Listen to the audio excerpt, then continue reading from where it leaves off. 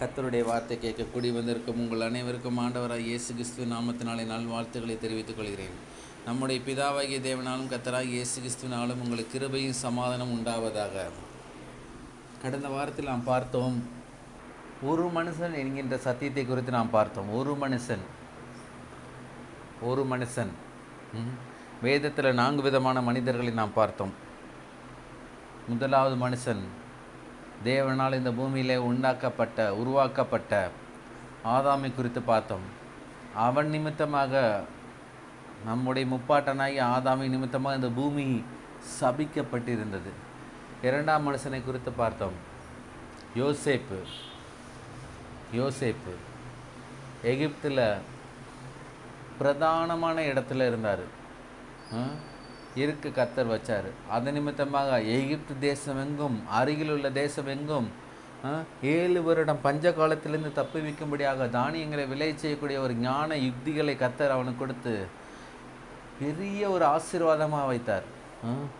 பஞ்சத்தின் மத்தியிலும் பஞ்சத்தை தவிர்க்கக்கூடிய ஞானமுள்ள ஒரு மகனாக யோசேப்பை கர்த்தர் நிலைநிறுத்தினார். மோசேயை குறித்து பார்த்தோம். இஸ்ரவேல் ஜனங்கள் எகிப்து தேசத்திலிருந்து அடிமைத்தனத்திலிருந்து 430 வருடம் அடிமைத்தனத்திலிருந்து இஸ்ரவேல் ஜனங்களை வெளியே கொண்டு வந்தார் மோசே. தேவன் வாக்குத்தத்தம் பண்ணின பாலும் தேனும் ஓடுகிற நலம் விஸ்தாலமான கானான் தேசத்துக்கு வழி நடத்தப்படுகிறவராய் இருந்தார் மோசே. 4வது மனுஷனை குறித்து பார்த்தோம். ஆண்டவராய் இயேசு கிறிஸ்து இந்த பூமியிலே இருக்கிற எல்லா விதமான சாப, ரோக, வியாதி, அகால மரணங்கள், எல்லா விதமான கிருமிகள் எல்லாவற்றையும் கல்வாரி சிலுவையின் மூலமாக அவர் வெற்றி சிறந்தார். அந்த வெற்றி மூலமாக நமக்கு கொடுத்தார்.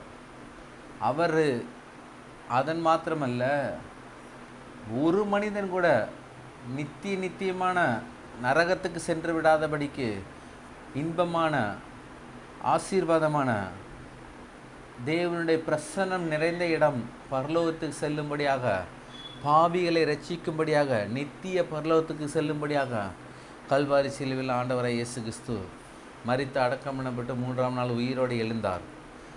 4 விதமான மனுஷனை குறித்து பார்த்தோம். முதல் மனுஷன் ஆதாம், 2ஆம் மனுஷன் யோசேப்பு, 3ஆம் மனுஷன் மோசே, 4ஆம் மனுஷன் ஆண்டவராய் இயேசு கிறிஸ்து. ஆமாம், இந்த 4 மனிதர்கள் செய்த காரியங்கள் மிகப்பெரிய அபாரமான காரியங்கள், ஆசீர்வதிக்கப்பட்ட காரியங்கள், அநேகருக்கு ஆசீர்வாதமான காரியங்களாக இருந்தது. தனக்கு தன்னுடைய சுயம், தன்னுடைய புக்தி என்று அவர்கள் வைத்து கொள்ளவில்லை. ஆதாம் இந்த பூமியிலே சாபத்தை கொண்டு வந்தான். அந்த சாபம் முற்றிலும் நீங்கும்படியாக 4வது மனுஷனாகிய ஆண்டவராய் இயேசு கிறிஸ்து இந்த பூமியில் கல்வாரி சிலுவையின் மூலமாக பிசாசின் கரத்திலிருந்து அதிகாரத்தையும் ஆளுகையும் அவர் உரிந்து கொண்டு நம்மிடத்தில் கொடுத்துருக்கிறார். பிசாசு இடத்துல எந்த அதிகாரமும் கிடையாது, எந்த வல்லமும் கிடையாது. ஆனால் பிசாசிட்ட இருக்கிறது 2 தான். பொய்யும் இருக்குது, தந்திரம் இருக்குது. அவன் இந்த பூமியில் இப்பொழுது அதிபதியாக இருந்து ஆட்சி செய்து கொண்டிருக்கிறான் என்றால் அவனிடத்தில் 2 காரியங்கள் தான் இருக்குது. வல்லமை கிடையாது, அதிகாரம் கிடையாது. ஆனால் பொய்யை வச்சு, தந்திரத்தை வச்சு எப்படி மக்களை கவுக்கலாம், எப்படி மக்களுடைய வாழ்க்கையில் சமாதான குறைச்சலை ஏற்படுத்தலாம், எப்படி மக்களுக்கு சந்தோஷமில்லாத ஒரு வாழ்க்கையை கொடுக்கலாம், அவனிடத்துல ஆட்கள் சேர்க்க பிசாசு வகை தேடுகிறான். ஆனால் தேவன் எப்படிப்பட்டவராக இருக்கிறாரு? ஆண்டவராக இயேசு கிறிஸ்துவை நம்மிடத்தில் அனுப்பி அவருக்கு பிள்ளையாக தேவன் மாற்றுகிற வேலையாக இருக்கிறார். பிசாசு தன்னுடைய பிள்ளையாக மாற்றும்படியாக அவன் வேலை செஞ்சிட்டு இருக்கான். ஆனால் அதை காட்டிலும் ரொம்ப மும்மரமாக, ரொம்ப வேகமாக, அதிவேகமாக ஆண்டவராக இயேசு கிறிஸ்து வேலை செஞ்சிட்டு இருக்கிறாரு. ஏனென்றால் அவருடைய சாயலாக சிருஷ்டிக்கப்பட்ட மனுஷன் அவருடைய பிள்ளைகளாக தான் இருக்கணும், பிசாசுடைய பிள்ளைகளாக இருக்கக்கூடாது என்று தேவன் விரும்புகிறதுனால தான் பிசாசின் கரத்திலிருந்து ஒவ்வொரு தனிப்பட்ட மனிதனையும், ஏற்கனவே பிறந்திருக்க மனிதனையும் இனிமேல் பிறக்க போகிற மனிதனும் நித்தியமான அக்கினி கடலில் தள்ளப்படக்கூடாது என்பதற்காக, நித்தியமான அவியாத நரகத்திலிருந்து பாதுகாக்கும்படியாக பிதாவாகி தேவன் மும்மரமாக வேலை செய்து கொண்டிருக்கிறார். எனவே ஒரு மனுஷன் ரொம்ப முக்கியம். அந்த மனுஷன் பேர் ஆண்டவராய் இயேசு கிறிஸ்து. அந்த மனுஷனுடைய அடிச்சுவடுகளை நாம் பின்பற்றி அந்த மனுஷன் இந்த பூமியில் எந்த விதமான காரியங்களில் வெற்றி பெற்றாரோ அதில் நாம் நடந்து நாமும் ஆசீர்வதிக்கப்பட்டு மற்றவர்களும் ஆசீர்வதிக்கப்பட வேண்டும். அதுதான் பிதாவாகிய தேவனுடைய திட்டம் சித்தமாக இருக்கிறது. எனவே கடந்த வாரத்தில் நாம் பார்த்த ஒரு மனுஷன், இந்த வாரத்தில் நாம் பார்க்க போகிறோம். கர்த்தர் உங்களுக்காக யுத்தம் பண்ணுவார், நீங்கள் சும்மா இருப்பீர்கள். கர்த்தர் உங்களுக்காக யுத்தம் பண்ணுவார், நீங்கள் சும்மா இருப்பீர்கள். அந்த வசனம் எந்த இடத்துல போட்டிருக்குன்னா யாத்திராகமம் 14:14 போட்டிருக்கு. கர்த்தர் உங்களுக்காக யுத்தம் பண்ணுவார். கர்த்தர் உங்களுக்காக தெளிவாக சொல்லப்பட்டிருப்பாருங்க. கர்த்தர் உங்களுக்காக யுத்தம் பண்ணுவார், நீங்கள் சும்மா இருப்பீர்கள். நாம் சும்மா இருக்கும்படியாக தேவன் விரும்புகிறார். கர்த்தர் யுத்தம் பண்ணுவார் நமக்காக. நாம் சும்மா இருக்கணும், கர்த்தர் நமக்காக யுத்தம் பண்ணுவார். யாத்திரா 14:14 இந்த வசனம் சொல்லப்பட்டிருக்கு.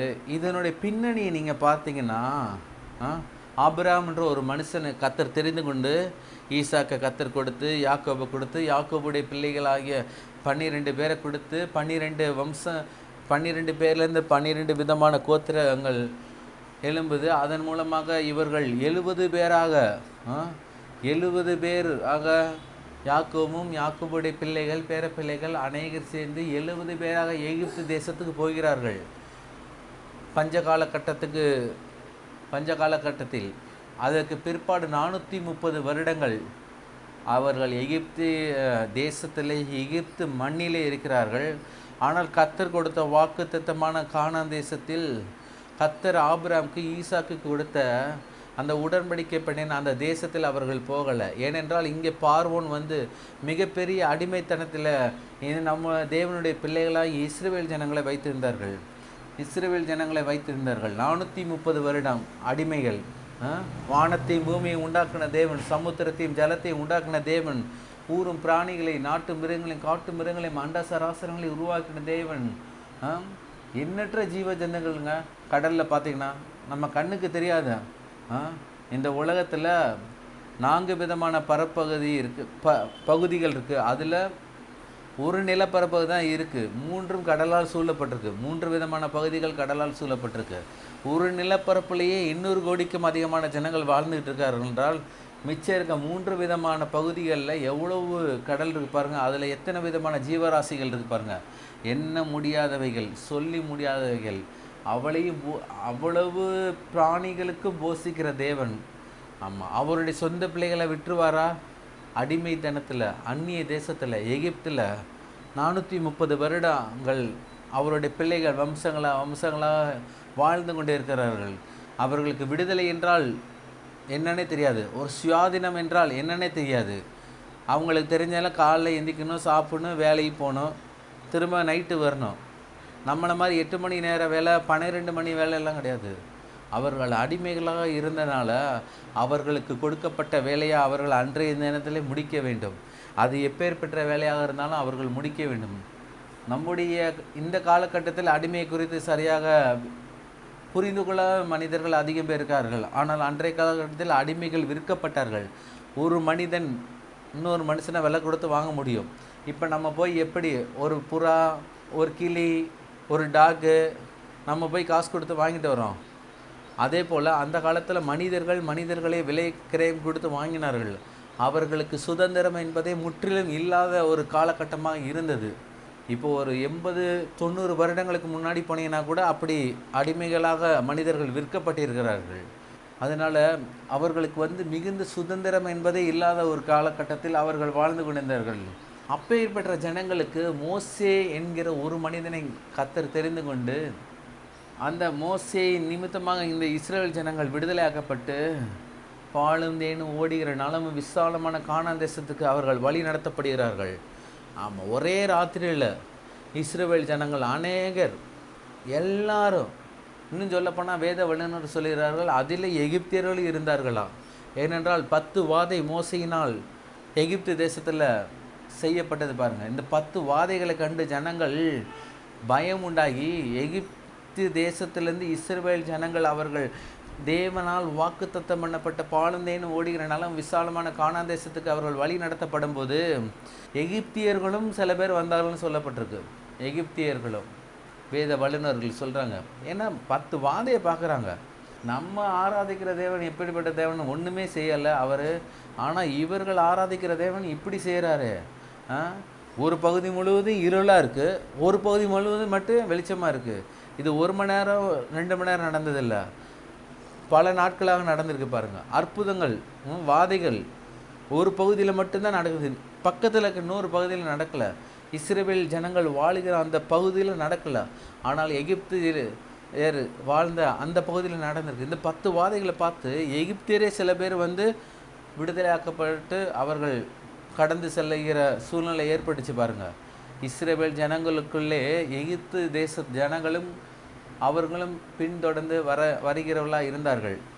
இப்போ நம்மை பார்த்து அநேகர் ஆச்சரியப்படுகிறார்கள் பார்த்தீர்களா, இவர்கள் குமுற கடவுள் எப்பேற்பட்டவர்கள், இவர்கள் சந்தோஷத்தோடு சமாதத்தோடு தீர்காயுசத்தோடு ஆரோக்கியத்தோடு இருக்கிறவர்களே என்று நம்மை பார்த்து இயேசுவை பின்பற்றுகிற தேவனுடைய பிள்ளைகளை பார்த்து அநேகர் சுற்றுப்புறத்தார் அநேகரும் இயேசுவை ஏற்றுக்கொள்ளக்கூடிய ஒரு நற்சாட்சி இருக்குது பார்த்தீங்களா. அதே போல தான் இஸ்ரவேல் ஜனங்கள் அனைவரும் விடுதலையாக்கப்பட்டு தேவனால் கொடுக்கப்பட்ட அந்த தேசத்துக்கு வழி நடத்தப்படும் போது பின்னாடி எகிப்தியர்கள் வந்தார்கள். இவர்கள் போய்கிட்டே இருக்கார்கள். போய்கிட்டே இருக்கும் பார்த்தீங்கன்னா முன்னாடி கடல் இருக்குது, பின்னாடி யார் இருக்கா? பின்னாடி இப்போதைக்கு யாரும் இல்லை, ஆனால் பின்னாடி என்ன நடக்குதுன்னா, பார்வோன் இவங்களை எப்படி அடிமைத்தனத்துலேருந்து நம்ம விடுதலை கொடுக்க முடியும்? இவங்க போயிட்டு இந்த வேலையெல்லாம் யார் யார் செய்வா அப்படின்ட்டு பார்வோனுடைய இருதயம் மீண்டும் கடினப்பட்டது. ஏற்கனவே கடினப்பட்டு 10 வாதைகளை வாங்கிட்டாரு. மீண்டும் கடினப்பட்டு திரும்ப பார்வோனும் அவனுடைய சேனைகள், ரதங்கள், போர் சேவர்கள் எல்லாரும் வர்றாங்க. யாரை தொடர்ந்து? இஸ்ரவேல் ஜனங்களை தொடர்ந்து. இந்த 30 லட்சம் ஜனங்கள் கிட்டத்தட்ட 430 வருட காலகட்டங்களில் 30 லட்சம் ஜனங்களாக அவர்கள் இஸ்ரவேல் ஜனங்கள் வழி நடத்தப்பட்டார்கள். செங்கடலுக்கு முன்பாக இப்போ இருக்கிறார்கள். முன்னாடி செங்கடல், பின்னாடி பார்வோனுடைய சேனைகள். அந்த பார்வோனுடைய சேனை குறித்து சொல்லப்பட்டிருப்பாங்க. யாத்திராகம் 14:7 வாசிக்கிறேன். ஏன்னா எத்தனை பேர் வர்றாங்க அப்படின்னு அதில் கணக்கு போட்டுருக்கு பாருங்கள். 7 வாசிக்கிறேன் பாருங்கள். 7லேருந்து அப்படியே 9 வரையும் வாசிக்கிறேன் பாருங்கள். பிரதானமான 600 ரதங்களையும் எகிப்தில் உள்ள மற்ற சகல ரதங்களையும் அவைகள் எல்லாவற்றுக்கும் அதிகளான வீரரையும் கூட்டிக் கொண்டு போனான். கர்த்தர் எகிப்தின் ராஜாவாகிய பார்வோனின் இருதயத்தை கடினப்படுத்தினார். அவன் இஸ்ரவேல் புத்திரரை பின்தொடர்ந்தான். இஸ்ரவேல் புத்திரர் பலத்த கையுடனும் புறப்பட்டு போனார்கள். எகிப்தியர் பார்வோனுடைய சகல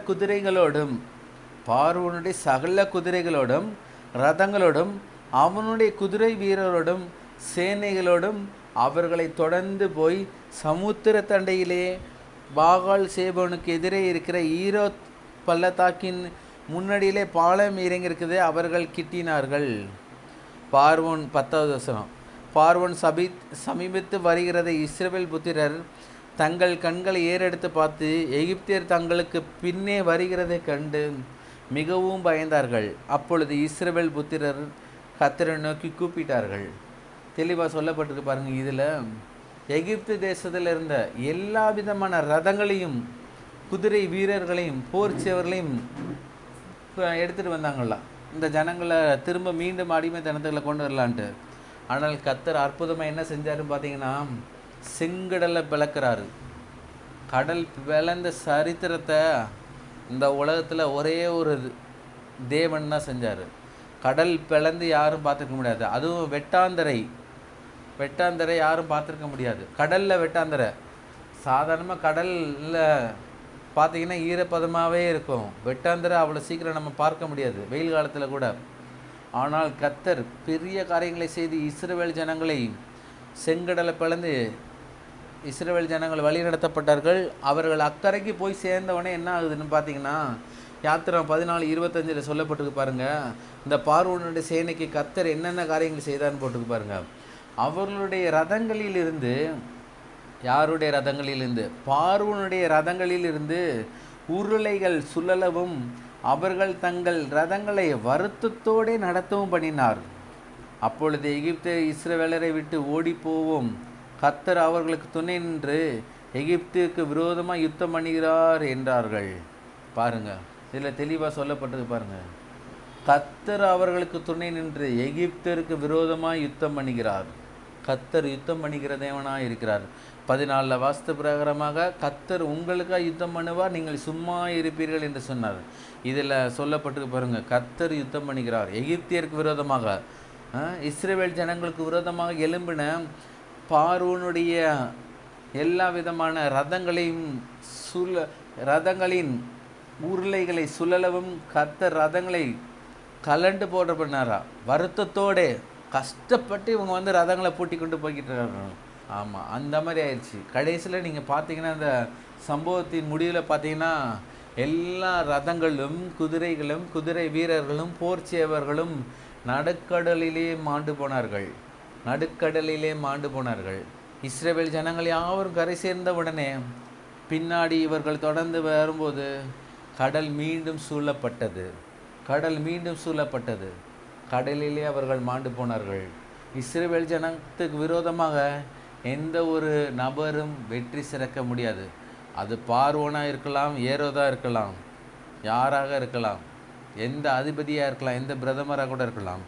ஆனால் இஸ்ரவேல் ஜனங்களுக்கு விரோதமாக யாரும் வெற்றி சிறக்க பண்ண முடியாது. ஏனென்றால் இஸ்ரவேலை வழிநடத்துகிற தேவன் அவர் ஜீவனுள்ள தேவனாக இருக்கிறார். பாருங்கள், மற்றும் ஒரு சம்பவத்தை குறித்து நாம் பார்ப்போம். 1 சாமுவேல் 17 4-7. 1 சாமுவேல் 4-7.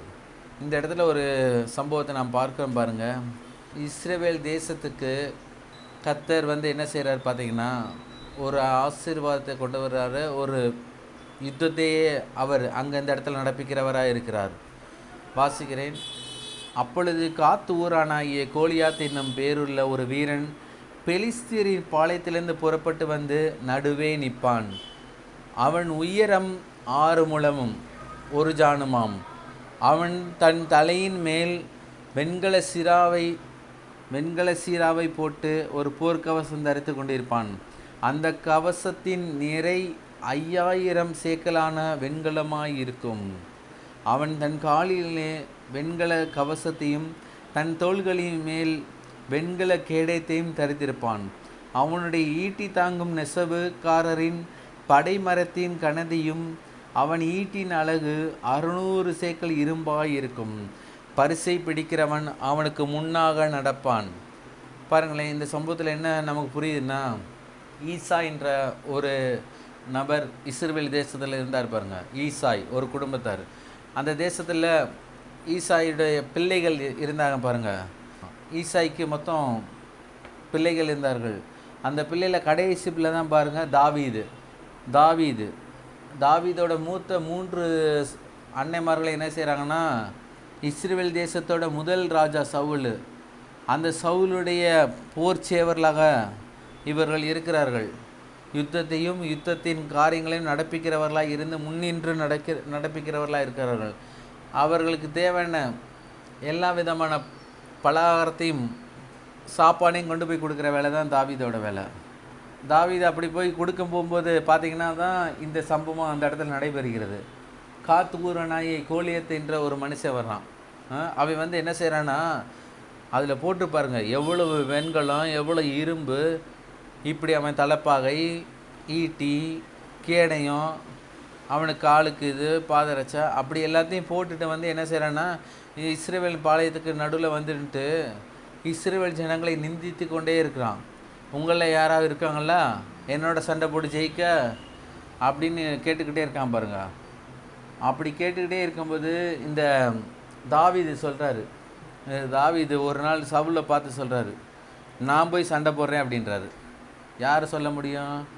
17 வயதில் ஒரு வாலிபன் தன்னுடைய அண்ணனுக்கு பலகாரத்தையும் சாப்பாடையும் கொடுத்துட்டு வர வேண்டிய சூழ்நிலை இருந்த ஒரு வாலிபன், அவன் போய் போர் செய்கிற இடத்துல யுத்தத்தின் மத்தியில் நடு இடத்துல இருந்து சொல்கிறாரு, இந்த கோலியாத்தை நான் மேற்கொள்கிறேன்ட்டு. சவுல் கேட்குறாரு, எப்படி முடியும்? கோலியாத்தை பற்றி உனக்கு என்னப்பா தெரியும்? நீ எப்படி முடியும் அப்படின்னு கேட்கும்போது சொல்கிறாரு பாருங்கள். 1 சாமுவேல் 17:37 சொல்லப்பட்டிருக்கு.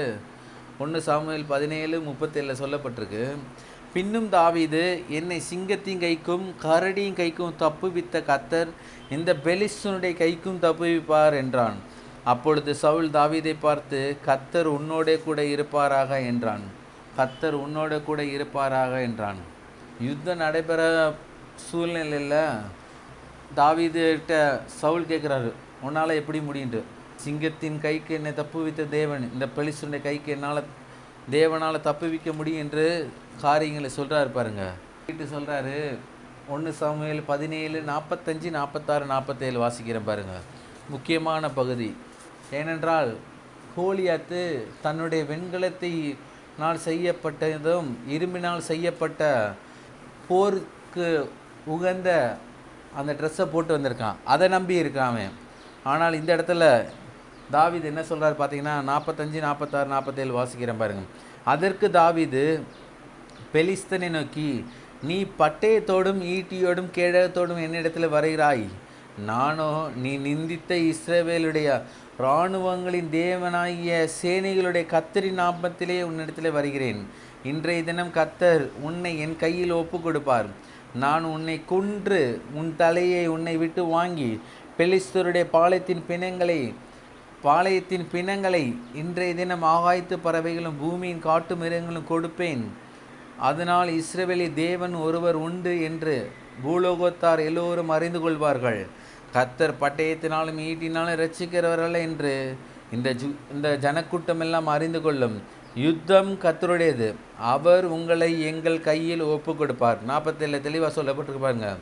யுத்தம் கர்த்தருடையது, அவர் உங்களை எங்கள் கையில் ஒப்பு கொடுப்பார். அந்த இடத்துல என்ன சொல்லப்பட்டிருந்துச்சு? யாத்திரா 14 கர்த்தர் உங்களுக்காக யுத்தம் பண்ணுவார், நீங்கள் சும்மா இருப்பீர்கள்னு. இந்த இடத்துல சொல்லப்பட்டிருப்பாருங்க.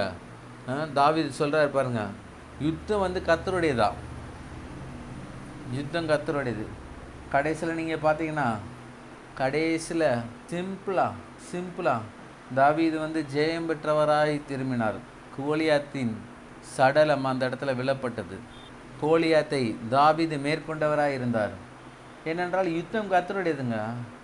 அந்த மனுஷன் 6 அடியாக இருந்தானே 8 அடியாக இருந்தானே, அந்த மனுஷன் எவ்வளோ இரும்புனால வெண்கலத்தினாலையும் உடைய போட்டிருந்தான் என்ன. ஆனால் அவனுடைய சரீரத்தில் காணப்பட்ட அந்த போருக்கு உகந்த உடைகளை காட்டிலும் தாவீது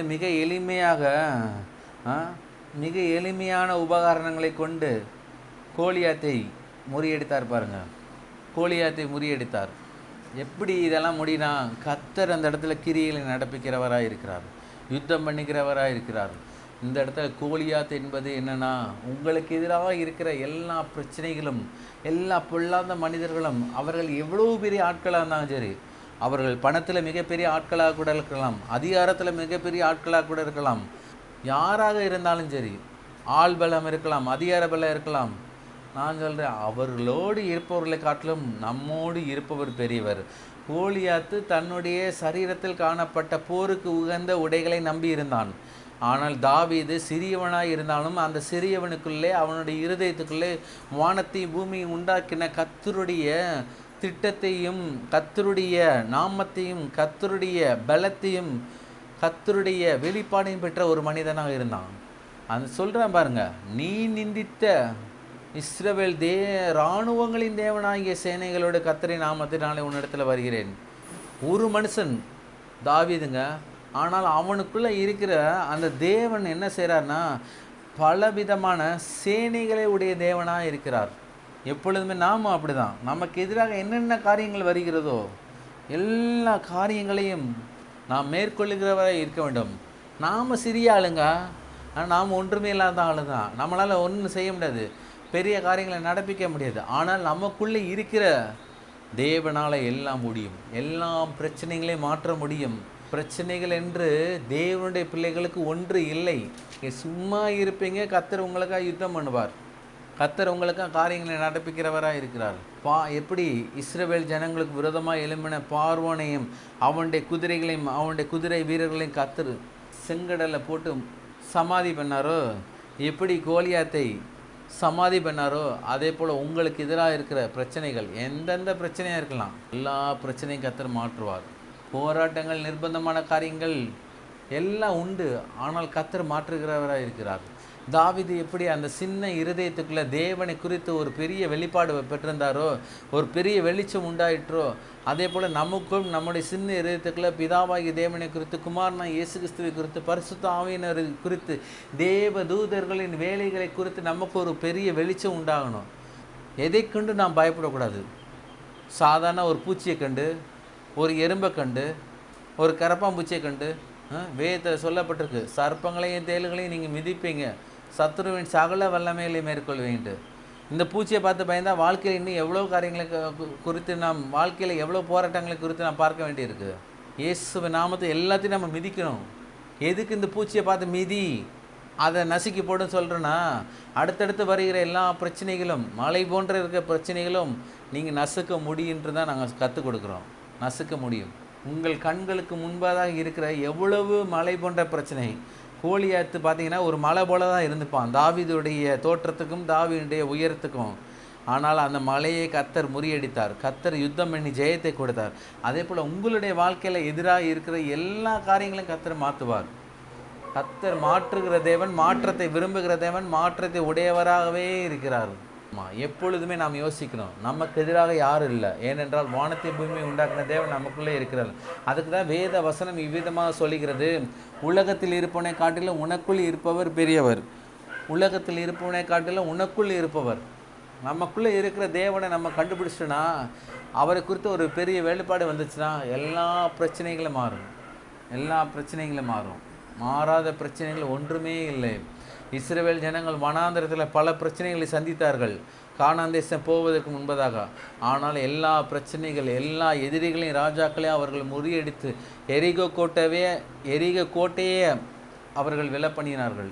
எல்லாத்தையும் முறியடித்தார்கள். கரை புரண்டு யோர்தான் ஓடிக்கிட்டு இருக்கு, அதே நிப்பாட்டினார். செங்கடலை பிளந்தவருக்கு இந்த யோர்தான் நிப்பாட்ட முடியாதா? வானத்தை பூமியை உண்டாக்கின தேவன் உங்களுடைய ஒரு சிறிய இருதயத்தில் வாசம் பண்ணுகிறென்றால் அது உங்களுக்கு கிடைத்த ஒரு மிகப்பெரிய ஒரு பொக்கிஷம். ஒரு பொக்கிஷம், ஒரு புதையல். உங்கள் இருதயத்துக்குள் பிதாவாகிய தேவன், குமாரனா இயேசு கிறிஸ்து பரிசுத்த ஆவியின் ஆளுகை செய்கிறார் என்றால் அது ஒரு மிகப்பெரிய ஒரு பொக்கிஷம். ஒரு கிணறு போல் நீங்கள் அதிலேருந்து ஆசீர்வாதத்தை எடுத்துக்கலாம், சுகத்தை எடுத்துக்கலாம், பலத்தை எடுத்துக்கலாம், ஆரோக்கியத்தை எடுத்துக்கலாம், ஐஸ்வர்யத்தை எடுத்துக்கலாம், சமாதானத்தை எடுத்துக்கலாம். ஒரு ஜீவ ஊற்று உங்கள் இருதயத்தில் ஓடிக்கொண்டே இருக்கிறது. ஞானமே இல்லையா? மிஸ்ஸு நடத்தி போகிற மேக்ஸ் புரியவே இல்லையா?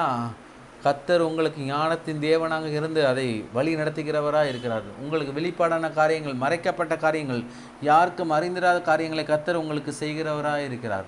ஜீவ ஊற்று, இருதயத்தில் இருக்கிற ஜீவ ஊற்றை குறித்து ஒரு பெரிய வெளிச்சம் உண்டாகணும்.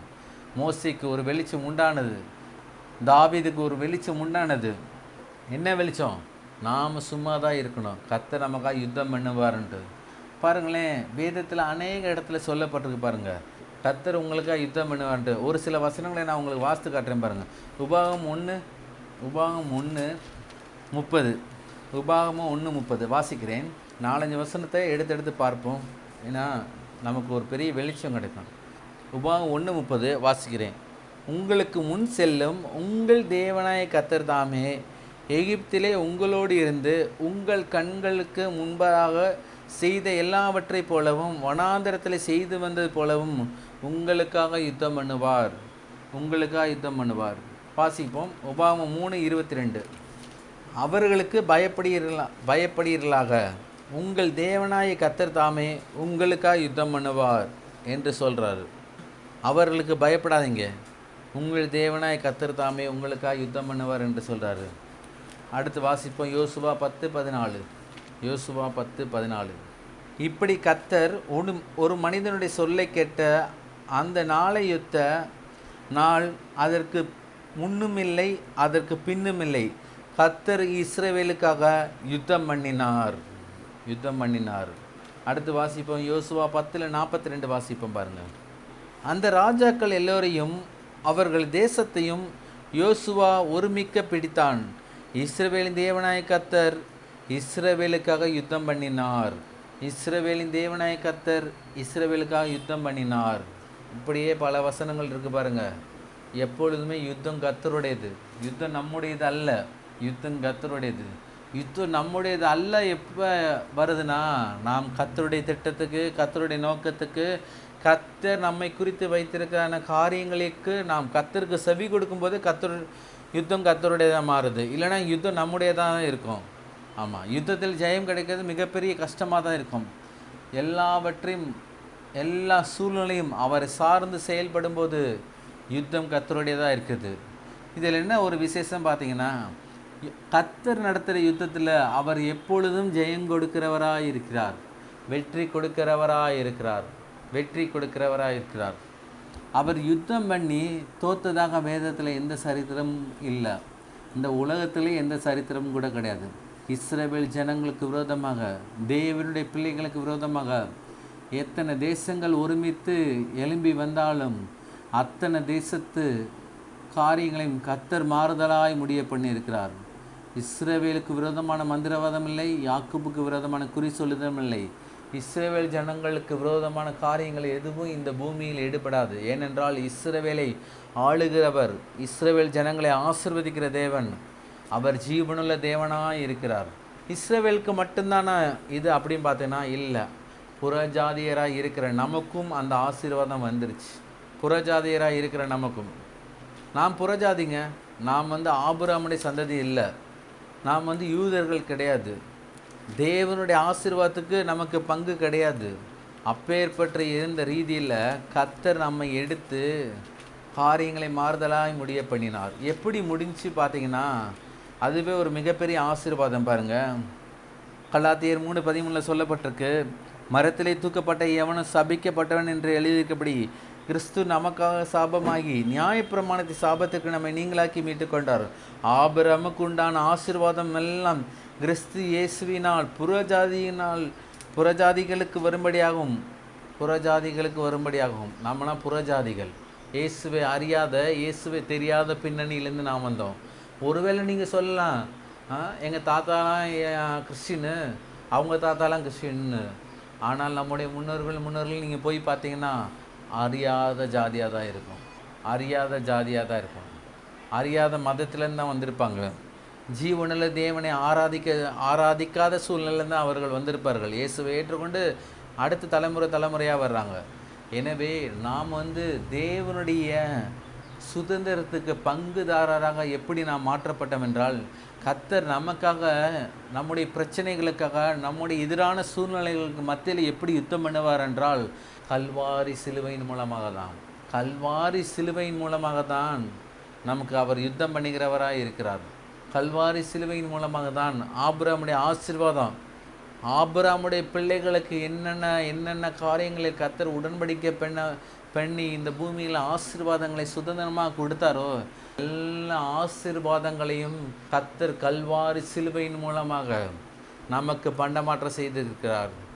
யூதர்களுக்கு, இஸ்ரவேல் ஜனங்களுக்கு எதிராக யார் வந்தாலும் கர்த்தர் கூட இருந்து யுத்தம் பண்ணுகிறவராக இருக்கிறார். அதே போல் நமக்கு எதிராக யார் வந்தாலும், எந்த பொல்லாத மனிதர்கள் வந்தாலும், எந்த பொல்லாத மனிதர்கள் சூழ்ச்சிகளின் கிரிகள் வந்தாலும், எல்லா பேய் பிசாசுகள், எல்லா பில்லி சூனிய கட்டுகள், எல்லா மந்திரவாத கிரிகள் எதுவும் நம்மளை அணுகாது. ஏனென்றால் கர்த்தர் நம்மளோட குறைந்து நமக்காக யுத்தம் பண்ணுகிறார். இதில் என்ன ஒரு விசேஷம் பார்த்தீங்கன்னா, நாம் தூங்கினாலும் கர்த்தர் நமக்காக யுத்தம் பண்ணுகிறவராக இருக்கிறார். பகலில் பறக்கும் அம்புக்கும், இருளின் நடமாடும் குலைனுக்கும், மத்தியானத்து பழக்கு சங்காரத்துக்கும், எல்லா விதமான சூழ்நிலையிலும் கர்த்தர் நமக்காக யுத்தம் பண்ணுகிறார். கர்த்தர் யுத்தம் பண்ணி காரியங்களை அவர் ஜெயமாக மாற்றுகிறார். ஆமாம், நம்மளால் பல விதமான யுத்தங்கள் செய்ய முடியாது. ஏனென்றால் நமக்குள்ளே இருக்கிற ஆவியுள்ள தேவன், ஆவியாக இருக்கிற வான மண்டலின் பொல்லாத சேனைகளின் சகல பொல்லாத கிரியைகளை அவர் மேற்கொள்கிறவராக இருக்கிறார். நம் கண்களுக்கு தெரியாத பல விதமான பிரச்சனைகள், போராட்டங்கள் ஆவி மண்டலங்களில் இருக்குது, வான மண்டலின் பொல்லாத கிரிகைகளில் இருக்கிறது. எல்லாவற்றையும் அவர் மேற்கொண்டு ஜெயம் கொடுக்கிறவராக இருக்கிறார். கர்த்தர் உங்களுக்காக யுத்தம் பண்ணுகிறவராக இருக்கிறார். 1 நாளாகமம் 5:22 சொல்லப்பட்டிருக்கு பாருங்கள், யுத்தம் தேவனால் நடந்தபடியினால் அநேகர் வெட்டுண்டு விழுந்தார்கள். யுத்தம் தேவனால் நடந்தபடியினால் நீங்களும் நானும் பயப்பட தேவையில்லை. ஏனென்றால் யுத்தம் தேவனால தான் இருக்குது. கல்வாரி சிலுவையில் கிட்டத்தட்ட நூற்றுக்கணக்கான ஜனங்களுடைய பாவங்களையும் சாபங்களையும் வியாதிகளையும் ரோகங்களையும் அகால மரண கிரிகளையும் தற்கொலை எண்ணங்களையும் பலவீனங்களையும் சுகவீனங்களையும் சந்தோஷம் இல்லாத காரியங்களையும் சமாதானம் இல்லாத காரியங்களையும் அவர் கல்வாரி சிலுவையில் சுமந்து தீர்த்தார். கல்வாரி சிலுவையில் சுமந்து தீர்த்தார். இஸ்ரவேல் ஜனங்களுக்கு ஒரு விதமான யுத்தம் இருந்தது. புறஜாதியராக இருக்கிற நமக்கு ஒரு விதமான யுத்தம் இருந்தது. ஆனால் ஆண்டவராய் இயேசு கிறிஸ்து இந்த பூமியில் வாழும்போது அவருக்கு யுத்தம் இருந்தது. அவருக்கு யுத்தம் எப்பொழுதுங்க இருந்துச்சு நீங்கள் அப்படி கேட்டிங்கன்னா, அவர் இந்த பூமியில் பிறந்து 33 வயது முடிவிலே கல்வாரி சிலுவையிலே மரத்திலே தூக்கப்பட்ட எவனு சபிக்கப்பட்டவன் என்று சொல்லிச்சு. அந்த நேரத்தில் கல்வாரி சிலுவையில் தாங்க பெரிய யுத்தம். கீழே இருக்கிற போர்ச்சேவர்களுக்கு அமைச்சர்களுக்கு பிலாத்துக்கு ஏறதுக்கெல்லாம் நடந்த யுத்தம் கிடையாது. அவருக்கு இவருக்கு நடந்த சம்பாஷணைகள் பேச்சுவார்த்தைகள் அதெல்லாம் கிடையாது. அதெல்லாம் சாதாரணமாக நடந்துச்சு. ஆனால் கல்வாரி சிலுவையில் அவர் முடிந்தது என்று சொன்ன பிரகாரம் அதுக்கு பிறகு பார்த்திங்கன்னா பிசாசானவன் கோர தாண்டவம் எடுத்து இயேசுவை பழி வாங்கணும், ஆவியில் பழி வாங்கணும் தேடிட்டு இருந்தான். ஆனால் இயேசு 3 நாள் பாதாளத்தில் இருந்து எல்லா விதமான பாவ சாப ரோக வியாதி எல்லா விதமான யுத்தங்களிலிருந்து அவர் ஜெயமுள்ளவராய் பிதாவின் சித்தத்தின்படி பிதாவின் சத்தத்தை கேட்டவராய் 3ஆம் நாளில் பாதாளத்திலிருந்து தேவனுடைய வல்லமினால் உயிர் பெற்று வந்தவராக இருந்தார். யுத்தம் அந்த நேரத்தில் நடந்துச்சு. பிறகு 3 நாள் என்ன நடந்துச்சு? இயேசு கிறிஸ்து மரிக்கும்போது சிலுவையில் அவர் மரிக்கும்போது 3 மணி நேரம் அந்தகாரம் உண்டானதும் போட்டிருக்கு. அந்தகாரம், இருள், கண்ணுக்கு தெரியாத யுத்தங்கள் நடைபெற்றிருக்குங்க. இயேசு கிறிஸ்து இந்த பூமியிலே பரிசேயர் சதுசேயர் பிலாத்து ஏரோது அமைச்சர்கள் போர்ச்சேவர்கள் இவர்கள் மத்தியில் பேசின வார்த்தைகளின் யுத்தத்தை காட்டிலும் இந்த உலகத்தின் சகல விதமான பிசாசின் கிரிகளை மேற்கொள்ளும்படியாக ஒரு யுத்தம் அந்த நேரத்தில் நடந்துச்சு. எனவே தான் அந்த யுத்தத்தை குறித்து ஒரு பெரிய வெளிப்பாடு நமக்கு வேண்டும். சகல துறைத்தனங்களையும் அதிகாரங்களையும் முறிந்து கொண்டவராய் இப்போ நம்ம கொடுத்துக்கிறாரு. நமக்கு எதிராக எந்த மனுஷனும் நிற்க முடியாது. எந்த மனுஷனும் நீங்கள் சொல்லலாம் அவர் அவ்வளோ பெரிய ஆள், அவர் அவ்வளோ பணம் வச்சுக்கிறாரு. இல்லைங்க, அவரை காட்டிலும் அவரே உண்டாக்கின தேவன் எனக்குள்ளே இருக்கும்போது, என்னோடு இருக்கும்போது, என் பக்கத்தில் இருக்கும்போது இந்த மனுஷெல்லாம் ஏமாத்திரம். எந்த விதமான பிரச்சனையாக இருந்தாலும் கர்த்தர் மாற்றுகிறவராக இருக்கிறார். கர்த்தரால் ஆகாத காரியம் ஒன்றுமே இல்லை, தேவனால் எல்லாம் கூடும் என்று வேதவசனம் சொல்லுகிறது. தேவனாலே கூடாத காரியம் ஒன்றுமே இல்லை என்று வேதவசனம் சொல்லுகிறது. எப்பொழுதும் நாம் தேவன் கல்வாரி சிலுவையில் பண்ணின அந்த யுத்தத்தை குறித்து ஒரு பெரிய வெளிப்பாடு நமக்குள்ளே உண்டாகணும். அப்பொழுது தான் இந்த பரலோக ராஜ்யத்திலே இந்த பூமியிலே நாம் தேவனுடைய சமாதானத்தையும் தேவனுடைய சந்தோஷத்தையும் தேவனுடைய ஆசீர்வாதங்களையும் தேவனுடைய தீர்க்காயுசையும் தேவனுடைய நன்மைகளையும் நாம் பெற்று இந்த பூமியில் ஒரு வெற்றியுள்ள ஒரு வாழ்க்கை வாழ முடியும். வெற்றி கொடி பிடித்திடுவோம், வீர நடை நடந்திடுவோம் பாட்டு பாடினா மட்டும் பத்தாது. அந்த வெற்றியை கொடுத்த, அந்த யுத்தத்தை நடப்பித்த, யுத்தத்தில் ஜெயித்த, கல்வாரி சிலுவையில் அடிக்கப்பட்ட ஆண்டவராக இயேசு கிறிஸ்து குறித்து ஒரு பெரிய வெளிப்பாடு உண்டாகணும். பெரிய வெளிப்பாடு உண்டாச்சுன்னா ஒவ்வொரு நாளும் நீங்கள் காலையில் எழுந்திரிச்சு தேவனுக்கு நீங்கள் நன்றி பலிகளையும் ஸ்தோத்திர பலிகளையும் செலுத்தி அந்த நாளில் ஒரு புதிய கிருபைகளோடு, ஒரு புதிய பலத்தோடு, ஒரு புதிய அபிஷேகத்தோடு, ஒரு புதிய ஆசீர்வாதத்தோடு அந்த நாளை நீங்கள் நடப்பித்து ஆரம்பிச்சிங்கன்னா அந்த நாள் உங்களுக்கு முற்றுமுடிய ஜெயம் கொள்கிற நாளாக இருக்கும். தோல்வியே இருக்காது. கர்த்தருடைய சமூகத்தில் ஒரு குறைவும் இல்லை. நீங்கள் எதெல்லாம் கேட்குறீங்களோ அதெல்லாம் கர்த்தரால் கொடுக்க முடியுங்க. ஏனென்றால் அவர் உங்களுக்கு யுத்தம் பண்ணி ஜெயத்தை கொடுத்த தேவனாக இருக்கிறார். வேதத்தில் நீங்கள் நல்லா வாஸ்து பார்த்தீங்கன்னா பழைய ஏற்பாட்டில் மட்டும்தான் கர்த்தர் உங்களுக்காக யுத்தம் பண்ணுவார்னு போட்டிருக்கு. புதிய ஏற்பாட்டில் கர்த்தர் உங்களுக்காக யுத்தம் பண்ணுவார்னு போடலை. ஏனென்றால் அவர் கல்வாரி சிலுவையில் எல்லா விதமான யுத்தத்தையும் அவர் முடித்தார். நீங்கள் கேட்கலாம், பாஸ்டர் இன்றைக்கி உலக நாடுகள் சண்டை போட்டுட்டு தானே இருக்கா அப்படின்ட்டு. ஆனால் எல்லா நாடுகள் சண்டை போட்டாலும் கர்த்தருடைய சித்தம் அவருடைய சொந்த பிள்ளைகளாகிய உடன்படிக்கை பண்ணப்பட்ட இஸ்ரவேல் வம்சத்தாருக்கு தான் வெற்றி நிச்சயம் என்று கர்த்தர் சொல்கிறார். எத்தனை நாடுகள் போரிட்டாலும், எந்தெந்த நாடுகள் இயேசு கிறிஸ்துவை சொந்த இரட்சகராக ஏற்றுக்கொண்டு இருக்கிறதோ எந்த நாடுகள் இயேசுவை ஆண்டவராக ஏற்றுக்கொண்டிருக்கோ அந்த நாடுகள் வெற்றி பெறுவது நிச்சயம். ஏனென்றால் அவருடைய பிள்ளைகளுக்கு விரோதமான மந்திரவாதம் இல்லை, குறி சொல்லுதல் இல்லை, எதுவுமே இல்லை. எப்பொழுதுமே நாம் தேவனுடைய பிள்ளைகளாக இருந்து கல்வாரி சிலுவை நாம் சற்று தியானிக்கிறவர்களாக இருக்க வேண்டும். கர்த்தர் அதை விரும்புகிறவராக இருக்கிறார். கர்த்தர் அதை காண்கிறார் பாருங்க. ஏனென்றால் கல்வாரி சிலுவை தான் நமக்கு மிகவும் முக்கியமானது. கல்வாரி சிலுவை இல்லை என்றால் ஒன்றுமே இல்லை. கல்வாரி சிலுவையில் அடிக்கப்பட்ட இயேசு கிறிஸ்துவை தான் ஒவ்வொரு நாளும் நோக்கி பார்க்க வேண்டும். அவர்கள் அவரை நோக்கி பார்த்தார்கள், அவருடைய முகங்கள் வெட்கப்பட்டு போவதில்லை. இயேசுவை நோக்கி பார்த்தவர்கள் வெட்கப்பட்டு போவதில்லை. ஏனென்றால் இயேசு யுத்தம் பண்ணுகிறவராக இருக்கிறார். யுத்தத்தில் அவர் ஜெயம் கொடுக்கிறவராக இருக்கிறார். வெற்றி சிறந்தவராக இருக்கிறார். எனவே ஒவ்வொரு நாளும் நேரம் கிடைக்கும் போதெல்லாம் கல்வாரி சிலுவை நாம் பார்க்க வேண்டும். சிலுவையின் காட்சிகள் வெறும் இயேசுவை மாத்திரம் பார்க்கக்கூடாது. கண்களுக்கு தெரிகிற இயேசுவை மாத்திரம் பார்க்கக்கூடாது. கண்களுக்கு புலப்படாத ரீதியில், கண்களால் பார்க்க முடியாத ரீதியில் அந்த காலத்தில் இருளிலே நடைபெற்ற யுத்தங்களை குறித்து நாம் சற்று தியானிக்க வேண்டும். பிசாசுக்கும் ஆண்டவராய் இயேசு கிறிஸ்துக்கும் ஒரு மிகப்பெரிய யுத்தம் நடைபெற்றது. அந்த நேரத்தில் உலகத்தில் எத்தனையோ யுத்தங்கள் நடக்குது. ஆனால் இந்த யுத்தம் மகா பெரியது, மகா கொடியதுமான யுத்தம். ஆனாலும் பிதாவாகிய தேவனுடைய சித்தத்தின்படி இந்த யுத்தத்தில் ஆண்டவராய் இயேசு கிறிஸ்து வெற்றி சிறந்தவராய் அவர் 3ஆம் நாளில் உயிரோடு எழுந்து பிதாவின் சமூகத்தில் உங்களுக்காகவும் எனக்காகவும் பரிந்து பேசுகிறவராய் இன்றும் ஜீவனுள்ள தேவனாகவே இருக்கிறார். இந்த வாரம் முழுவதும் நாம் என்ன தியானிக்கணும் அப்படின்னு நீங்கள் பார்த்தீங்கன்னா, எந்த சூழ்நிலையை எடுத்துக்கோங்க. உங்களுக்கு ஒரு வேளை பணப்பற்றாக்குறைவாக இருக்கலாம், பலவீனமான சூழ்நிலையாக இருக்கலாம், சுகவீனமான சூழ்நிலையாக இருக்கலாம். எல்லா சூழ்நிலையில் மத்தியிலும் நீங்கள் யுத்தம் பண்ணி ஜெயம் பெற்ற இயேசுவை நீங்கள் கண்ணோக்கி பார்க்கும்போது உங்களுக்கு காரியங்கள் கெட்டி சேர்கிறதா இருக்கிறது. எந்த காரியங்களின் மத்தியிலும் நீங்கள் தேவனுடைய சமூகத்தில் நீங்கள் போனீங்கன்னா அந்த காரியங்களை எல்லாம் கர்த்தர் உங்களை ஜெயமாக மாற்றி தருவார். ஏனென்றால் ஜெய கிறிஸ்து அவர் உயிரோடு எழுந்தவராக ஜீவனுள்ளவராகவே இருக்கிறார். நாம் யாவரும் எழுந்திருப்போம். பரிசுத்த விருந்து கல்வாரி சிலுவையில் அடிக்கப்பட்ட ஆண்டவராக இயேசு கிறிஸ்து சிந்தப்பட்ட அவருடைய பரிசுத்த இரத்தத்தை குறித்து நமக்கு ஒரு வெளிப்பாடு உண்டாகணும். அவருடைய சரீரங்கள் முடியாத அளவுக்கு வேதனைப்பட்டிருக்கு. சொல்லி முடியாத அளவுக்கு வேதனைப்பட்டிருக்கு. சாதாரண ஒரு சின்ன கீரையில் கூட நம்முடைய சரீரங்களால் பொறுத்து கொள்ள முடியவில்லை.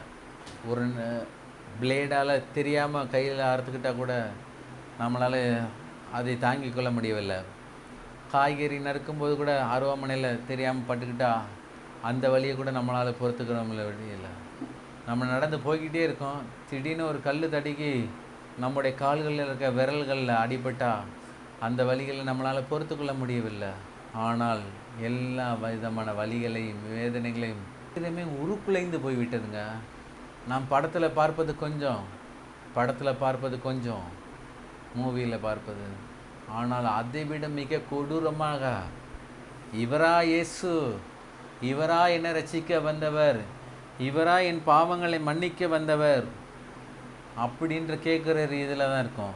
இன்னும் சொல்லப்போனால் எப்படி ஒரு 20 வருஷத்துக்கு மேலாக ஒரு கசாப்பு கடைக்காரன் ஆடை வெட்டி அந்த இடத்த பழகி வச்சிருக்கிறானோ, பூரா ஆட்டு ரத்தம் அங்கங்கே தொளி முடி பூரா எல்லாம் சிந்தி கிடக்கு பாருங்க ஒரு கசாப்பு கடையில். அதே போல் தான் இயேசுவை அவர்கள் சவுக்கடியினால் கொடுக்கும்போது அந்த இடம் அந்த மாதிரி தான் இருந்துச்சு.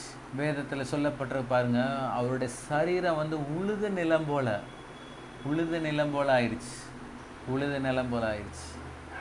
கல்வாரி சிலுவை நோக்கி பார்க்கும்போது சிலுவையை மாத்திரம் பார்ப்பது கிடையாது. சிலுவையில் ஆசீர்வாதம் அல்ல, சிலுவையில் அடிக்கப்பட்ட ஆண்டவராய் இயேசு கிறிஸ்துவை நோக்கி பார்க்கும்போது மாத்திரம்தான் நமக்கு ஆசீர்வாதம். அவர் பட்ட பாடுகள் கொஞ்சம் நஞ்சல்ல, சொல்ல முடியாது, எண்ணி முடியாது, விவரிக்க முடியாது. அந்த பாடுகள் மத்தியில்தான் நமக்கு அவர் நன்மைகளை கொடுத்துக்கிறார். அந்த நன்மைகளை எண்ண முடியாது, சொல்லி முடியாது, விவரிக்க முடியாது, மறக்க முடியாது, மறந்து போக முடியாது. அவர் அவ்வளோ பாடுகள்.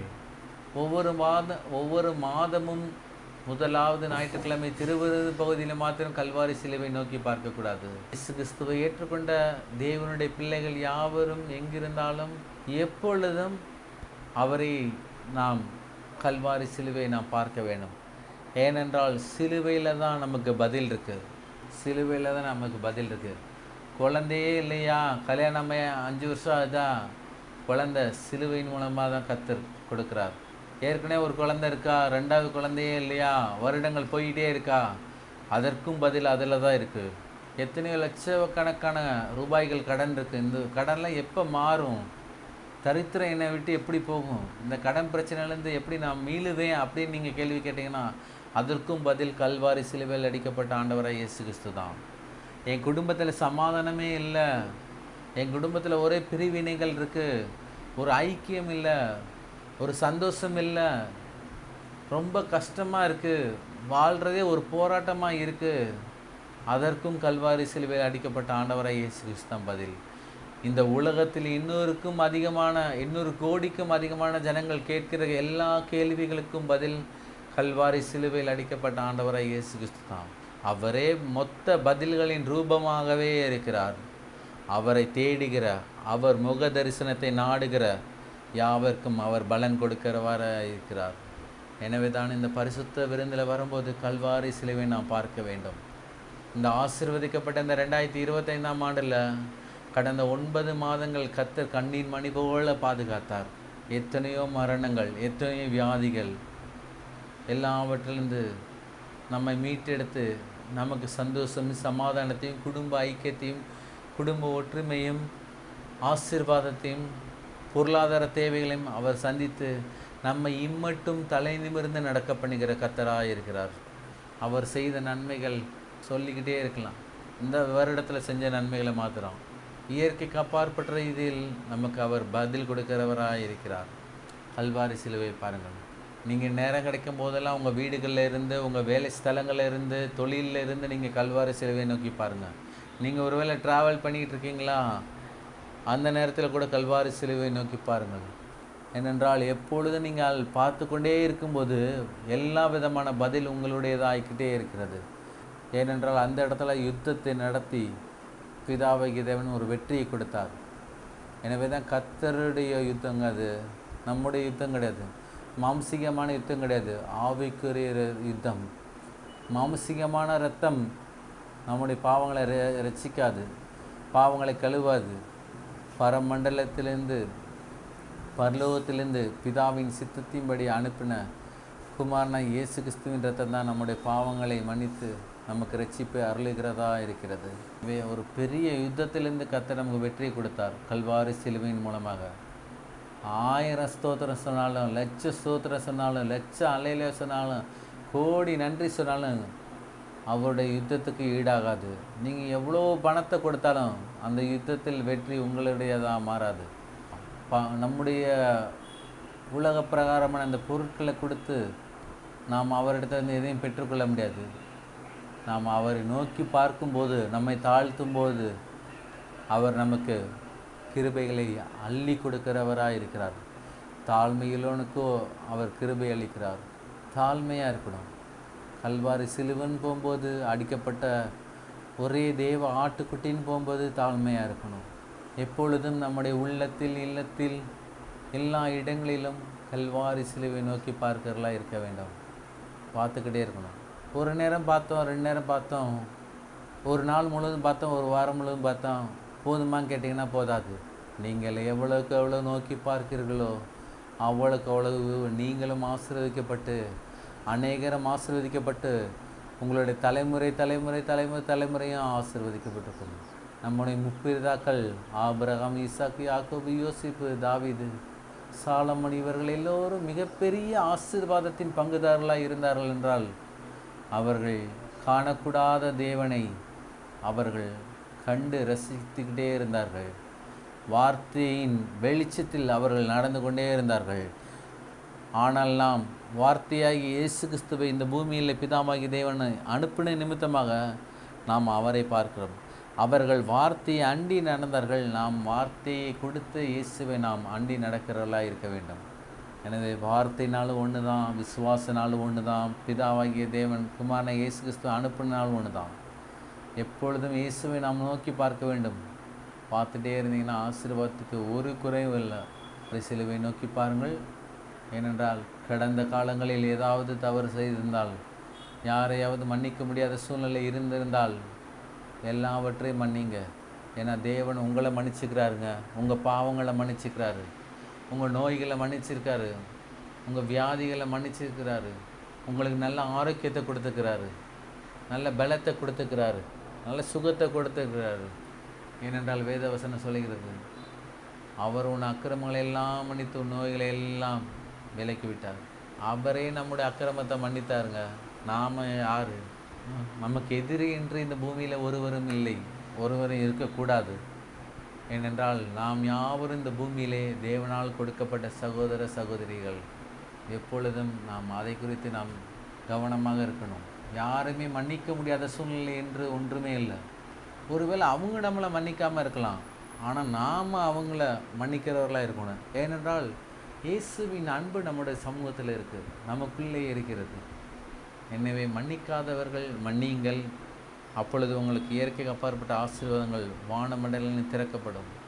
இந்த பரிசுத்த விருந்துகளாக கடந்து செல்லும்போது உங்களுடைய இருதயம் கலங்காமலும் திகையாமலும் தேவ அன்பினால் நிரப்பப்பட்டு கல்வாரி சிலுவையில் சிந்தின இரத்தத்தினால் பரிசுத்தமாக்கப்பட்டு சுத்த மனசாட்சியுடைய ஜீவிக்கிற ஒரு ஜீவ பலியாக இருக்க வேண்டும் என்று தேவன் விரும்புகிறார்.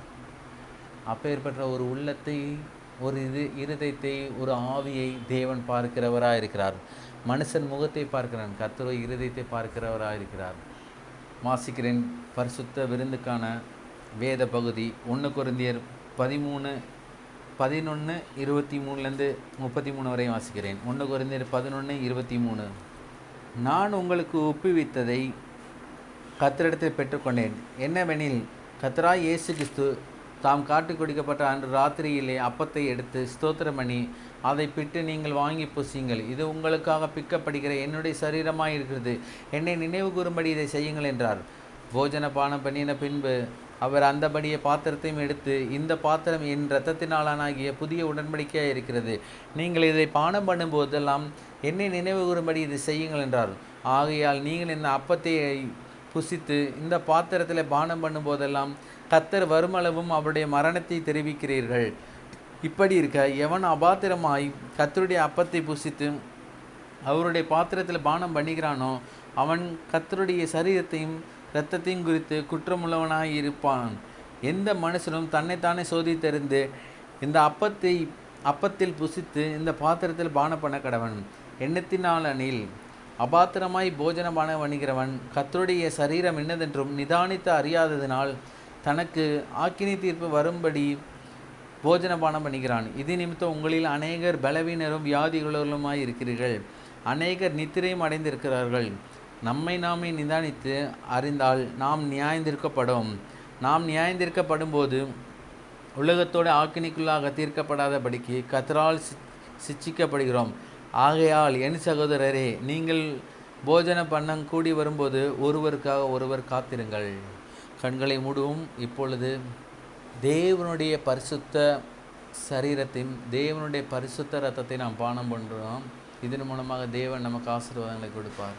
கண்களை மூடி உங்கள் கைகளில் அப்பமும் கொடுக்கப்படும் போது காத்திருந்து, உங்களுக்காக பிக்கப்படுகிற தேவனுடைய பரிசுத்த சரீரமாக இருக்கிறது. இது உங்களுக்காக சிந்தப்பட்ட தேவனுடைய பரிசுத்த திரு இரத்தமாக இருக்கிறது. பிதாவாகி தேவனுக்கு நன்றிகளே, ஸ்தோத்திரங்களை உள்ளத்தின் ஆழத்திலிருந்து இருதயத்திலிருந்து ஏறெடுங்கள். ஏனென்றால் கடந்த மாதத்தில் பரிசுத்த விருந்தில் பங்கு பெற்ற அநேக சபைகளில் இல்லாமல் இருக்கலாம். ஆனால் கர்த்தர் இந்த மாதத்தை நமக்கு கொடுத்திருக்கிறார். இந்த மாதத்தில் ஆசீர்வதிக்கப்பட்ட இந்த நாளுக்காக கர்த்தரை உள்ளத்தின் ஆழத்திலும் ஸ்தோத்திரியுங்கள். நாம் யாவர் ஜெபித்து முடிப்போம். எங்கள் அன்பின் பரலோக பிதாவே, குமாரனான இயேசுவின் நாமத்தோட அன்பின் சமூகத்தில் வருகிறோம்பா. கர்த்தர் உங்களுக்காக யுத்தம் பண்ணுவார், நீங்கள் சும்மா இருப்பீர்கள் என்று சொன்னீர் ஆண்டவரே. கர்த்தாவே, பழைய ஏற்பாட்டில் நாங்கள் பார்த்தோம் ஆண்டவரே, மோசையோடு இருந்து நீர் யுத்தம் பண்ணினீர் ஆண்டவரே. கர்த்தாவே, தாவீதோடு இருந்து நீர் யுத்தம் பண்ணி கோலியாத்தை முறியடித்த தேவன். கர்த்தாவே, இன்றைய காலகட்டத்தில் எங்கள் மத்தியிலே எங்களுக்கு எதிராக இருக்கிற எல்லா விதமான பொல்லாத மனிதனுடைய சகல சூழ்ச்சிகளையும் கிரியைகளையும் எல்லா விதமான மலை போன்ற பிரச்சனைகளையும் கர்த்தாவே நீர் யுத்தம் பண்ணி எங்களுக்கு ஜெயத்தை கொடுக்கிறவராய் இருக்கிறபடியால் ஸ்தோத்திரம் ஆண்டவரே. எல்லாவற்றுக்கும் மேலாக விலையேற பெற்ற உம்முடைய கல்வாரி சிலுவையில் அடிக்கப்பட்ட ஆண்டவராய் இயேசு கிறிஸ்துவை நாங்கள் நோக்கி பார்க்கிறோம்ப்பா. ஏனென்றால் அந்த நேரத்தில் ஒரு மிகப்பெரிய யுத்தத்தை நீர் நடப்பித்திருக்கிற ஆண்டவரே. சொல்லி முடியாத யுத்தம்பா கர்த்தாவே. அவ்வளோ பெரிய யுத்தத்தை கர்த்தாவே நீர் இயற்கைக்கு அப்பாற்பட்ட ரீதியில் நீ நடத்தி கொடுத்த தேவனாக இருக்கிறபடியால் ஸ்தோத்திரம் ஆண்டவரே. ஏனென்றால் அந்த யுத்தம் எங்கள் கண்களால் பார்க்க முடியாதப்பா. பிசாசுக்கும் பிதாவாகிய தேவனால் கொடுக்கப்பட்ட கர்த்தாவே ஆண்டவராய் இயேசு கிறிஸ்துக்கும் தேவனுடைய திட்டத்தின்படி கல்வாரி சிலுவையில் ஒரு மிகப்பெரிய யுத்தம் உண்டாயிற்று ஆண்டவரே. அந்த யுத்தத்தில் கர்த்தாவே இயேசுவின் கர்த்தாவே திட்டத்தின்படி கர்த்தாவே நீர் கொடுத்தன நோக்கத்தின்படி கர்த்தாவே இயேசு கிறிஸ்து வெற்றி சிறந்தவராய் 3ஆம் நாள் கர்த்தாவே உயிரோடு எழுந்தவராய் கர்த்தாவே அவர் வெற்றி சிறந்தார் என்று நாங்கள் வேதத்தில் வாசிக்கிறோம் தகப்பனே. கர்த்தாவே எங்களுக்கு எதிராக இனிமேல் பெரிய பெரிய யுத்தங்கள் அல்ல ஆண்டவரே. கர்த்தாவே எல்லா யுத்தங்களையும் நீர் கல்வாரி சிலுவையில் முடித்தீர் என்று நாங்கள் அறிக்கையிடுகிறோம்ப்பா. கர்த்தாவே இயேசுவின் நாமத்தினால ஒரு பெரிய வெளிச்சத்துக்காக உன் நன்றி ஆண்டவரே. ஒரு பெரிய சத்தியத்துக்காக உன் நன்றி ஆண்டவரே. கர்த்தாவே இந்த ஆசீர்வதிக்கப்பட்ட இந்த 2025ஆம் ஆண்டில் அக்டோபர் மாதத்தில் கர்த்தாவே உம்முடைய சரீரத்தையும் உம்முடைய இரத்தத்தையும் பானம் பண்ணும்படியாக பரிசுத்த திருவிருந்தில் கர்த்தாவே ஐக்கியம் கொள்ளும்படியாக நீர் எங்களுக்கு கொடுத்த இந்த அருமையான தருணத்துக்காக உன் நன்றி ஆண்டவரே. தகப்பனே ஸ்தோத்திரம் ஆண்டவர். இயற்கைக்கு அப்பாற்பட்ட ஆசீர்வாதங்களை கல்வாரி சிலுவையின் மூலமாக நீர் எங்களுக்கு கொடுத்திருக்கபடியாலும் ஸ்தோத்திரம். கலந்து கொண்ட உம்முடைய பிள்ளைகள் ஒவ்வொருவரையும் நாங்கள் ஆசீர்வதிக்கிறோம். கர்த்தாவே அவளுடைய தேவைகள் எல்லாவற்றையும் நீர் உம்முடைய மகிமை ஐஸ்வரியத்திலிருந்து கர்த்தாவே சம்பூர்ணமாய் நிறைவேற்றி கொடுக்கும்படியாக நாங்கள் ஜெபிக்கிறோம். இவர்கள் யாவரும் ஒன்றும் குறைவில்லாமல் எல்லாவற்றிலும் கர்த்தாவே நிறைவோடு வாழும்படியாக நாங்கள் ஜெபிக்கிறோம். குறைவுள்ள ஒரு வாழ்க்கை இல்லை ஆண்டவரே. நிறைவுள்ள ஒரு வாழ்க்கை நீர் கட்டவிழ்க்கிறபடியாலும் ஸ்தோத்திரம் ஆண்டவரே. இயற்கைக்கு அப்பாற்பட்ட தேவதூதர்கள் இவர்களுக்கு ஊழியம் செய்யும்படியாக நாங்கள் ஜெபிக்கிறோம். தேவதூதர்களை பாதுகாப்பை கட்டவிழ்க்கிறோம் ஆண்டவரே. இந்த வாரம் முழுவதும் சிலுவையில் எந்த விதமான யுத்தங்கள் நடைபெற்றதுக்கான என்பதற்கான ஒரு பெரிய வெளிச்சம் இவருடைய மனத்திரையில் ஓடும்படியாக நாங்கள் ஜெபிக்கிறோம்ப்பா. தகப்பனே ஸ்தோத்திரம். இயேசுவின் நாமத்தினால விசுவாச வார்த்தையை ஒழித்து நாங்கள் ஆசீர்வதிக்கிறோம். இயற்கைக்கு அப்பாற்பட்ட ரீதியில் இந்த புதுச்சேரி மாநிலத்தில் கர்த்தாவே இந்த கனுவாப்பட்ட பகுதியில் கர்த்தாவே நீர் இந்த ஊழியத்தை வைத்திருக்கபடியாலும் ஸ்தோத்திரம் ஆண்டவரே. காத்துக்கு விஸ்தாரமான இடத்தை கொடுத்தவர் ஸ்தோத்தரிக்கப்படத்தக்கவர் என்ற வேதத்தில் சொல்லப்பட்டிருக்க போல விசுவாச வார்த்தை ஊழியத்துக்கு விஸ்தாரமான இடத்தை கொடுக்கிறவர் ஸ்தோத்தரிக்கப்படத்தக்கவர் என்று நாங்கள் அறிக்கையிடுகிற ஆண்டவரே. கர்த்தாவே என் நாமத்தினால இவைகளை கேட்பீர்களா அவர்களை பெற்றுக்கொண்டேர் என்று சொன்னீர் ஆண்டவரே. கர்த்தாவே உம்முடைய நாமத்தினால நாங்கள் பெற்றுக்கொள்கிறோம் ஆண்டவரே. ஆசீர்வாதத்தை ஐஸ்வரியத்தை நாங்கள் பெற்றுக்கொள்கிறோம். இந்த ஊழியத்தின் தேவைகள் யாவும் சந்திக்கப்பட்டு கர்த்தாவே மிச்சம் எடுத்து பரிபூர்ண ரீதியில் நீ குறைவை நிறைவாக்கி தருகிறபடியாலும் ஸ்தோத்திரம் ஆண்டவரே. எப்பொழுதும் இந்த ஊழியத்தோட களஞ்சியங்கள் பரிபூர்ணமாக நிரம்பி வழிகிறபடியாலும் ஸ்தோத்திரம் ஆண்டவரே. ஏனென்றால் இந்த ஊழியத்துக்கு மெய்ப்பெரும் தலைவரும் நீர்தான் ஆண்டவரே. எங்களை வழி நடத்துகிறது மெய்ப்பர் நீர் தான் ஆண்டவரே. கர்த்தாவே ஸ்தோத்திரம். உம்முடைய சத்தத்துக்கு உம்முடைய திட்டத்துக்கு உம்முடைய நோக்கத்துக்கு எப்பொழுதும் செவி கொடுக்கிற பிள்ளைகளாகவே நீர் எங்களை வைத்திருக்கப்படியாலும் ஸ்தோத்திரம். இந்த உலகத்தில் மிகப்பெரிய இயற்கைக்கு அப்பாற்பட்ட தேவனுடைய பாதுகாப்பை கர்த்தாவை நாங்கள் கட்டவிழ்க்கிறோம் ஆண்டவரே. தகப்பனே ஸ்தோத்திரம். இந்த நாள் முழுதும் தேவ சமாதானம் உம்முடைய பிள்ளைகள் மத்தியில் எப்பொழுதும் இருக்கும்படியாக நாங்கள் ஜெபிக்கிறோம். ஆசீர்வதிங்க, வழி நடத்துங்கப்பா. இயேசு கிறிஸ்து நாம நாங்கள் ஜெபிக்கிறோம் ஜீவன் நல்ல பிதாவே. ஆமேன் ஆமேன். என் ஆத்மாவை கர்த்தரை ஸ்தோத்திரி, என் முழுவதுமான பரிசுத்தம் ஸ்தோத்திரி. என் ஆத்மாவை கர்த்தரை ஸ்தோத்திரி. கர்த்தர் சகல உபகாரங்களை என்றும் மறவாதே. ஆமேன். கர்த்தர் உங்களை ஆசீர்வதிப்பாராக.